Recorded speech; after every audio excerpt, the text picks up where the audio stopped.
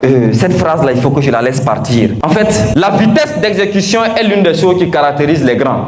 La vitesse d'exécution est le plus petit élément pour les entrepreneurs à succès. Si vous prenez encore du temps pour douter de votre business avant de commencer, vous allez rater ces critères. D'abord, votre produit doit être un produit légal.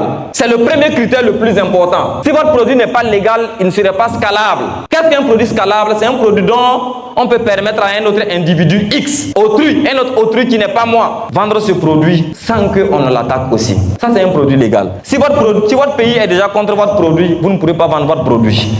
Je vais prendre un exemple de produit qu'on vend à cachette, la drogue. La drogue est un produit gagnant, n'est-ce pas? Est-ce que le produit est légal? C'est gagnant parce que les gens gagnent l'argent dedans, n'est-ce pas? Est-ce que le produit est légal? Donc, tout le monde ne peut pas vendre. Ce n'est pas un produit scalable. Alors, la deuxième condition, deuxième critère, votre produit doit résoudre un problème réel et douloureux. Un problème réel n'est pas suffisant. Il faut que le problème soit aussi douloureux. Si vous avez un problème qui est aussi réel et douloureux, ce n'est que la santé. Si vous êtes malade, c'est un problème réel et douloureux. Qui peut dire qu'il est bandit devant une maladie? Qui peut dire qu'il est aussi résistant devant une maladie? C'est douloureux, n'est-ce pas? C'est réel. Et il est prêt à tout investir pour...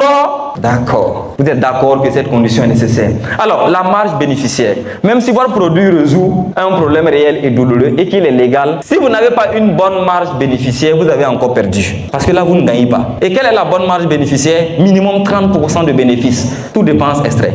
Minimum 30% te revient si tu extrais toutes les dépenses. Toutes les dépenses du moins. Alors, on continue. La représentativité. Est-ce que votre produit est représenté? Vous vendez un produit gagnant aujourd'hui au Burkina Faso. Est-ce que quelqu'un peut rester en France et acheter votre produit? C'est une question. Elle reste une question. Vous devez trouver la réponse à votre question parce que vous connaissez déjà votre produit.